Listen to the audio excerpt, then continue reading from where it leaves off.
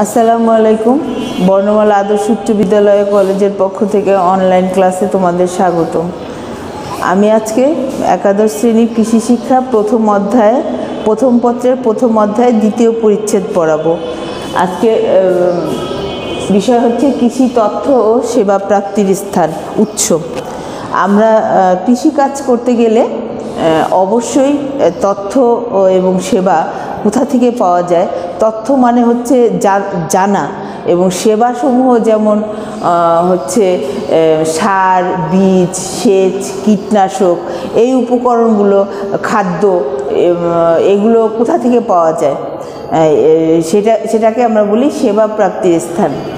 আর তথ্য হচ্ছে কিভাবে আমরা কাজটা করব, কিভাবে ফসলের উৎপাদন করব, কিভাবে মাছের চাষ করব, চাষ করতে গেলে কি দিয়ে আমাদের প্রথম শুরু করতে হবে, কি কি উপকরণ লাগবে, আমরা কিভাবে একটা ডেইরি খামার স্থাপন করব বা পশু খামার স্থাপন করব, সেখানে করতে গেলে আমরা কোথা থেকে ভালো জাতের উন্নত জাতের গাভী পাবো, উন্নত জাতের সার পাবো, উন্নত জাতের সারের সিমেন্ট পাবো, যেটা করতে গেলে আমাদের কি কি জিনিস লাগবে, আমাদের কেমন ঘর লাগবে, কেমন ধরনের খাবার লাগবে, এগুলো হচ্ছে তথ্য।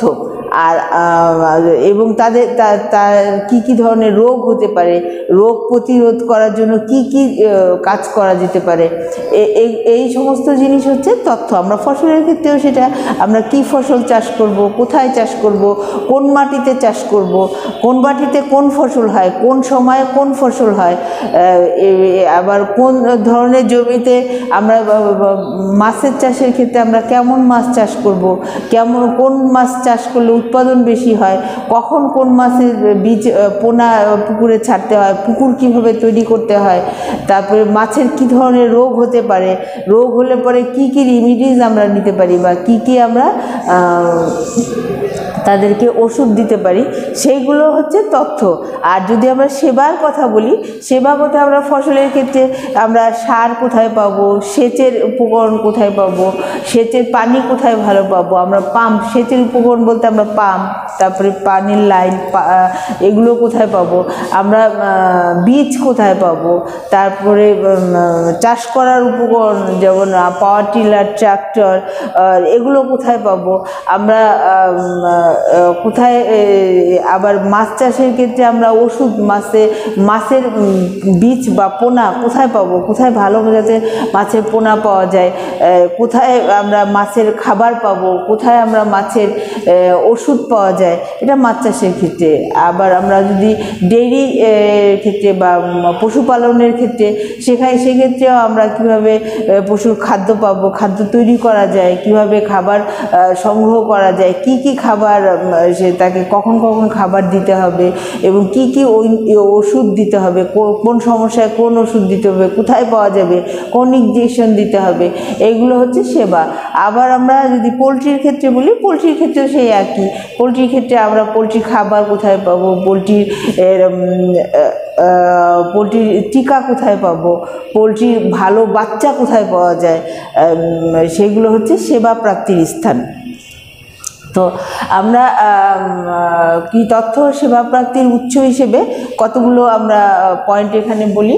সেটা হচ্ছে অভিজ্ঞ কৃষক মাঠ স্কুল, উঠোন বৈঠক বা কৃষক সভা, কৃষিতে ডিপ্লোমা প্রদানকারী প্রতিষ্ঠান, আমরা এদের কাছ থেকে তথ্য পেতে পারি। আর ডিপ্লোমা প্রদানকারী প্রতিষ্ঠান, ডিগ্রি প্রদানকারী প্রতিষ্ঠান, তথ্য গবেষণা প্রতিষ্ঠান এবং ইন্টারনেট।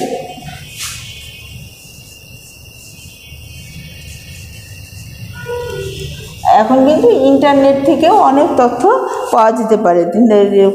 শুধু ইন্টারনেট থেকে তথ্য পাওয়া যায় না, এখানে কোথায় কোথায় সেবা প্রাপ্তি পাওয়া যায় সেটাও কিন্তু এখান থেকে পাওয়া যেতে পারে। তো আমরা অভিজ্ঞ কৃষকে আসি। অভিজ্ঞ কৃষক কাকে বলে? অভিজ্ঞ কৃষক হচ্ছে বছরের পর বছর আমরা সবাই একটা কথা জানি যে যিনি একই কাজ অনেক বছর যাবৎ করছেন তাদেরকে আমরা অভিজ্ঞ লোক বলি। তো কৃষিকাজ আমাদের দেশে মূলত কৃষিকাজ বংশ পরম্পরায় করে আসছে। দাদা, পরদাদা তারপরে তার ছেলে মেয়ে, তার নাতিপুতি, এরা কিন্তু এই কৃষিকাজ করে আসে। তো এই যেই পুরনো লোকগুলো যখন তারা বিভিন্ন মৌসুমে বছরের পর বছর চাষ করছে, মাছের চাষ করছে, ফসলের চাষ করছে, পশুপালন করছে, পোলট্রি পালন করছে, তাদের কিন্তু একটা অভিজ্ঞতা হয়ে গেছে কখন কোন রোগ হতে পারে, কখন কোন ফসল চাষ করা যেতে পারে, কখন কোন এলাকায় কোন ফসল কোন সময়ে চাষ করা যেতে পারে, তারপরে কোন এলাকায় কোন পশুতে, কোন গরুতে গাভীতে দুধ বেশি হতে পারে, কোন গাভীতে দুধ কম হতে পারে, কোন রোগ হলে কোন টিকা দেওয়া যেতে পারে। তো এর ব্যাপারে কিন্তু তারা মোটামুটি ওর উপরে কাজ করতে করতে তারা জেনে যায়। আমরা সবাই জানি পুরানা চাল ভাতে বাড়ে, তাই না? এই কথাটা আমরা সবাই কিন্তু আমাদের পরিবারের সমস্ত সদস্যরাই জানে যে পুরানা চাল ভাতে বাড়ে। এর মানে কি? এর মানে হচ্ছে পুরানা লোক যত পুরনো হবে, অভিজ্ঞ হবে, তার তত জ্ঞান বৃদ্ধি পায়। তো তাদের এই অভিজ্ঞ কৃষকের কাছ থেকে কিন্তু আমরা হঠাৎ করে চাষ করতে গেল, এখন কিন্তু বুঝতে পারছে না কি চাষ করবে। সে যদি এলাকার মুরব্বী কৃষকের কাছে যাই আমরা, তাহলে কিন্তু তাদের কাছ থেকে জেনে যেতে পারি যে আসলে এখন কি চাষ করা যাবে এবং এই ফসলটা চাষ করতে গেলে আমরা কি কি সমস্যার সম্মুখীন হতে পারবো এবং কি কি এখানে সার ব্যবহার করা যেতে পারে, কিভাবে চাষ করা যেতে পারে, কোন জাতের ফসল চাষ করা যেতে পারে। তো তার কাছ থেকে আমরা এই সমস্ত তথ্য নিতে পারি। আবার অনেক সময় অভিজ্ঞ কৃষকরা কিন্তু তারা আমাদের দেশে অনেক কৃষক আছে যারা কিন্তু জাতে উদ্ভাবন করছেন। যেমন ঝিনাইদহের হরিপদ কাপালি, সে কিন্তু হরি ধান নামক এক ধরনের ধানের জাত আবিষ্কার করছে, যেটা রোগ প্রতিরোধ ক্ষমতা বেশি, উৎপাদন বেশি। আবার নাটোরের আফাজ পাগলা হচ্ছে ফলের চাষের জন্য সে বিখ্যাত। তা আফাজ পাগলা এক ধরনের ফলের উন্নত মানের জাতের সে উৎপাদন করতে পারছে। তো এই সব ধরনের অভিজ্ঞ কৃষক থেকেই কিন্তু আমরা সহজেই তার কাছ থেকে তথ্য এবং সেবা পেতে পারি। এরপরে হচ্ছে কৃষক মাঠ স্কুল। কৃষকের জ্ঞান এবং দক্ষতা বৃদ্ধির জন্য কৃষি সম্প্রসারণ অধিদপ্তরের আওতায় 335টা উপজেলায় আমাদের কৃষক পর্যায়ে প্রশিক্ষণ দেওয়া হয়ে থাকে। 335টা উপজেলায় যে মাঠ স্কুল আছে, সেখানে প্রতিটা মৌসুমে কৃষকদেরকে বিদ্যালয়ের মাধ্যমে বিদ্যালয়ের মতো করে প্রশিক্ষণ দেওয়া হয় 20টা সেশনে। 20টা সেশন হচ্ছে 20 বার তারা বসে। তো 20 বারের মধ্যে সেখানে 20টা অধিবেশনের মধ্যে 11টা অধিবেশন হয় শুধুমাত্র নারীদের জন্য, নারীদের প্রশিক্ষণ দেওয়া হয়। আর তার মধ্যে 4টা অধিবেশন থাকে শুধুমাত্র পুরুষের জন্য। তাহলে 11 আর 4 কত হয়? 15টা অধিবেশন। 15টা অধিবেশন গেল, তার মধ্যে 11টা অধিবেশন হচ্ছে শুধুমাত্র নারীদেরকে সেখানে প্রশিক্ষণ দেওয়া হয়, আর 4টা অধিবেশন শুধুমাত্র পুরুষদেরকে প্রশিক্ষণ দেওয়া হয়ে থাকে।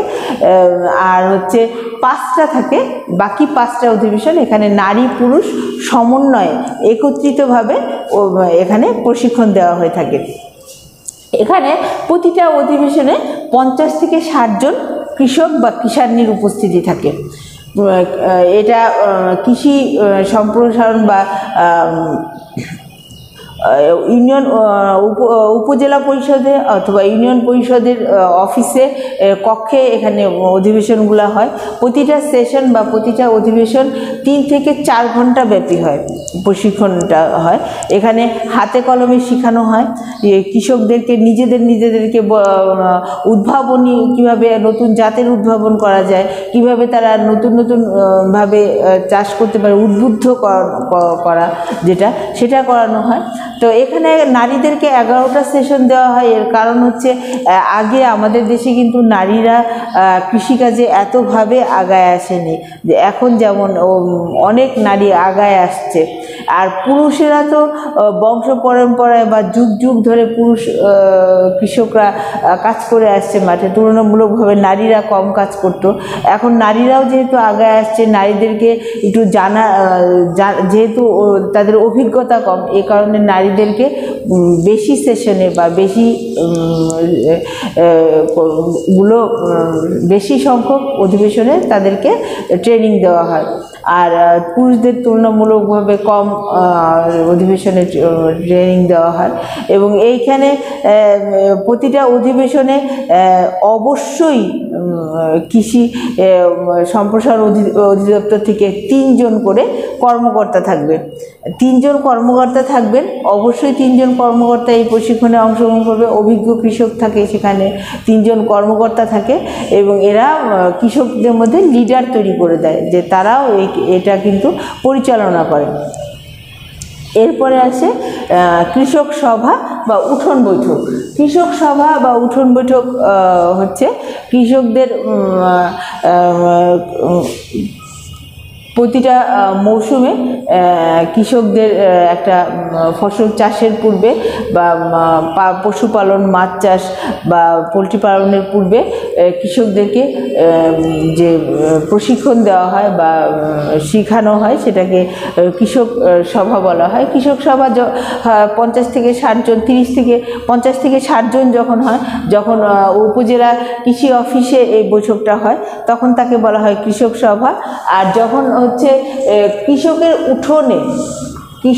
উঠোনে বাড়িতে উঠোনে যে বৈঠকটা হয় তাকে বলা হয় উঠোন বৈঠক।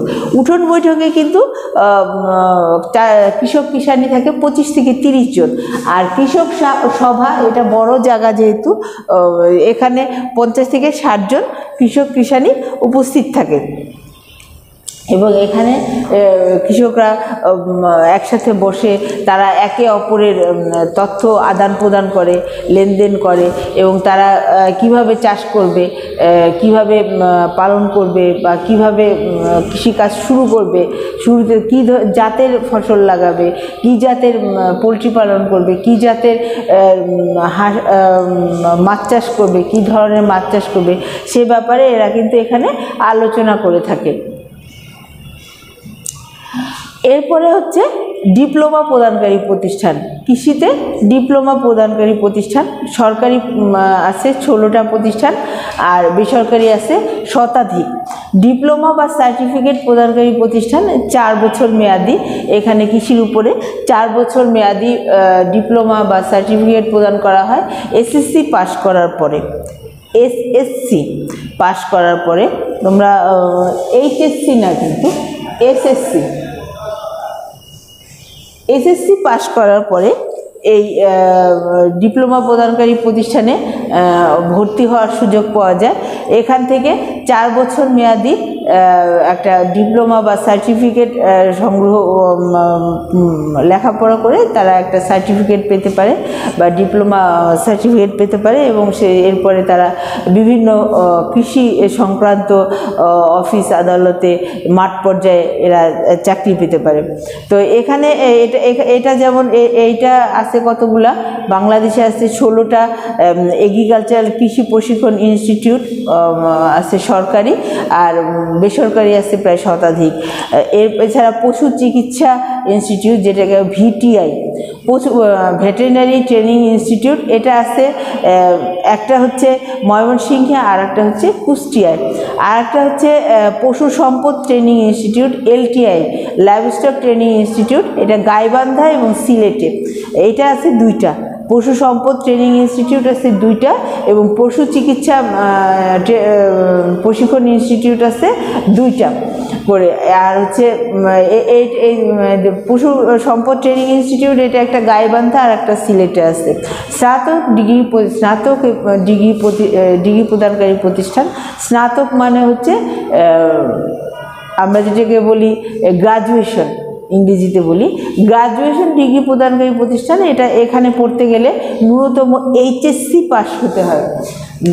স্নাতক ডিগ্রি প্রদানকারী প্রতিষ্ঠানে যদি পড়তে হয় তাহলে এখানে কিন্তু এইচএসসি পাস হতে হয় এবং বিজ্ঞান বিভাগ থেকে পড়তে হবে। বিজ্ঞান বিভাগ থেকে এইচএসসি পাস করার পরে স্নাতক ডিগ্রি প্রদানকারী প্রতিষ্ঠানে ভর্তি পরীক্ষা দিয়ে সেখানে ভর্তি হওয়া যায়।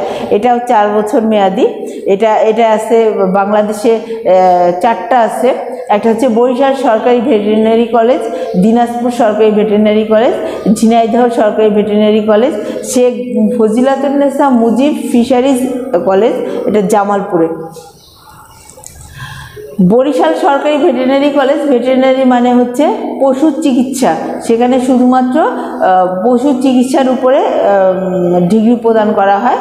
আর দিনাজপুর সরকারি ভেটেরিনারি কলেজ, এটাও কিন্তু পশু চিকিৎসা কলেজ। পশু চিকিৎসক এখান থেকে পাশ করে পশু চিকিৎসক হয়ে বের হয়। এরপরে ঝিনাইদহ সরকারি ভেটেরিনারি কলেজ, এখানে পশু চিকিৎসক হয়ে এখান থেকে বের হয়। আর যেটা আছে হচ্ছে শেখ ফজিলাতুন্নেসা মুজিব ফিশারিজ কলেজ, এটা হচ্ছে জামালপুরে। এখান থেকে ফিশারিজের উপরে ডিগ্রি বা গ্রাজুয়েশন করে এখান থেকে সার্টিফিকেট নিয়ে বের হওয়া যায়। আর হচ্ছে স্নাতক ও স্নাতকোত্তর। স্নাতক ও স্নাতকোত্তর যে সমস্ত যেটাকে আমরা বলি বিশ্ববিদ্যালয় বলতে পারি, যেখানে অনার্স এবং মাস্টার্সের উপরে হচ্ছে পিএইচডি, অনার্স, মাস্টার্স এবং পিএইচডি ডিগ্রি প্রদান করা হয়। এই সমস্ত প্রতিষ্ঠানের মধ্যে প্রথমেই আমরা যদি বলি তাহলে বাংলাদেশ কৃষি বিশ্ববিদ্যালয়, এটা ময়মনসিংহে অবস্থিত। বঙ্গবন্ধু শেখ মুজিব কৃষি বিশ্ববিদ্যালয়, শেরেবাংলা কৃষি বিশ্ববিদ্যালয়, হাজী মোহাম্মদ দানেশ বিজ্ঞান ও প্রযুক্তি বিশ্ববিদ্যালয়, পটুয়াখালী বিজ্ঞান ও প্রযুক্তি কৃষি বিশ্ববিদ্যালয়, Chattogram veterinary and animal science বিশ্ববিদ্যালয়, সিলেট কৃষি বিশ্ববিদ্যালয়। এগুলো হচ্ছে এখান থেকে অনার্স, মাস্টার্স এবং পিএইচডি ডিগ্রি প্রদান করা হয়ে থাকে। তো এই সমস্ত এখানে ন্যূনতম ভর্তির যোগ্যতা হচ্ছে এইচএসসি বিজ্ঞান বিভাগ থেকে পাশ করে ভর্তি পরীক্ষার মাধ্যমে এখানে ভর্তি হওয়া যায় এবং এখান থেকে অনার্স, মাস্টার্স এবং পিএইচডি ডিগ্রি গ্রহণ করা যেতে পারে। তার মধ্যে এখন আমি যেটা আলোচনা করব সেটা হচ্ছে বাংলাদেশ কৃষি বিশ্ববিদ্যালয়। বাংলাদেশ কৃষি বিশ্ববিদ্যালয়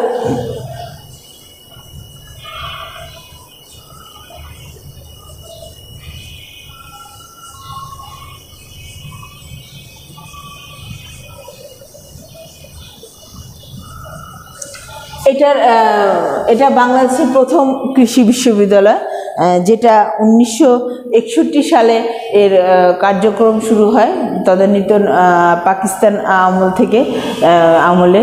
তখন এই 1961 সালে ব্রহ্মপুত্র নদীর তীরে ময়মনসিংহে 1230 একর জায়গা নিয়ে এই বিশ্ববিদ্যালয়টা স্থাপন করা হয় এবং এখানে 6টি অনুষদের মাধ্যমে শিক্ষা কার্যক্রম পরিচালনা করা হয় এবং 43টা বিষয় এই বিশ্ববিদ্যালয়ে শিক্ষার্থীদের পড়ানো হয়। 6টা অনুষদ হচ্ছে, আমরা যদি 6টা অনুষদের নাম বলি তাহলে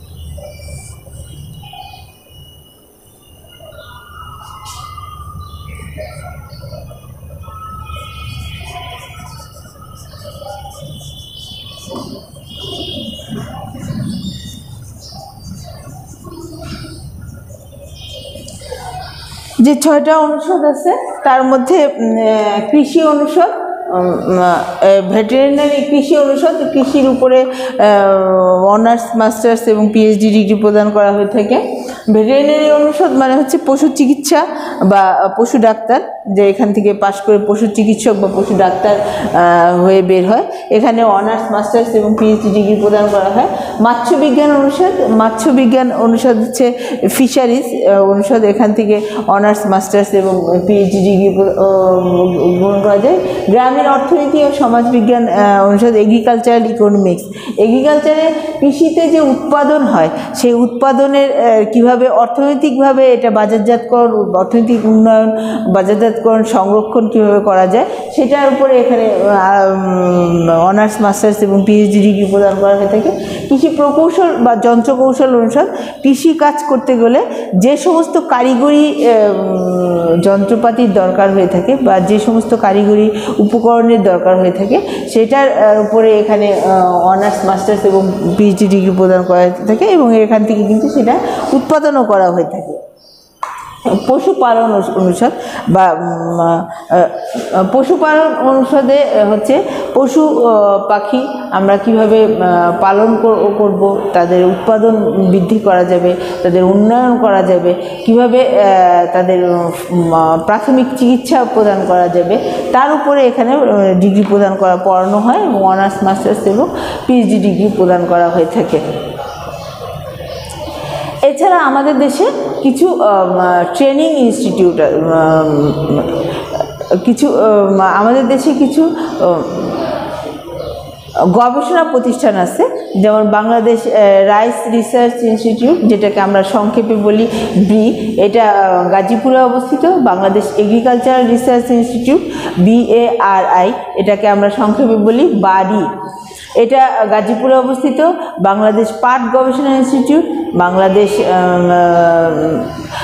এটা হচ্ছে BJRI, বাংলাদেশ পাট গবেষণা মানিকনগর, এটা ঢাকায় অবস্থিত।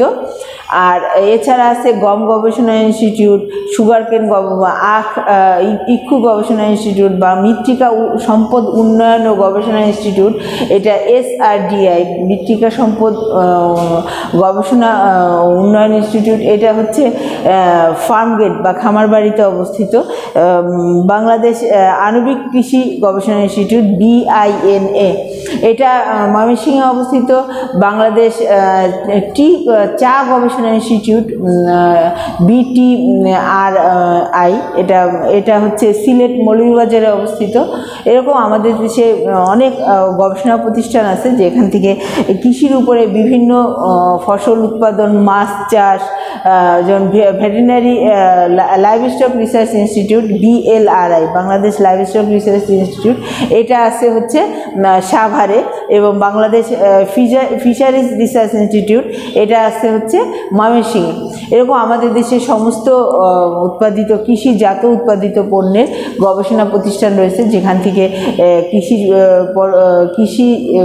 বা কৃষিজ উপাদান প্রতিনিয়ত তাদের উপরে গবেষণা করা হচ্ছে, কীভাবে তার উৎপাদন বাড়ানো যায়, রোগ প্রতিরোধ ক্ষমতা কমানো যায়, ফলন বাড়ানো যায় এবং বেশি পরিমাণে বাড়ানো যায়, কিভাবে খরা সহনশীল জাত ফসল উৎপাদন করা যায়, কিভাবে করে তাদেরকে আমাদের আবহাওয়ায় তাদের উৎপাদন বৃদ্ধি করা যায়, এর উপরে সেখানে প্রতিনিয়ত প্রশিক্ষণ বা প্রতিনিয়ত গবেষণা করা হচ্ছে। আজকে এ পর্যন্তই, ধন্যবাদ।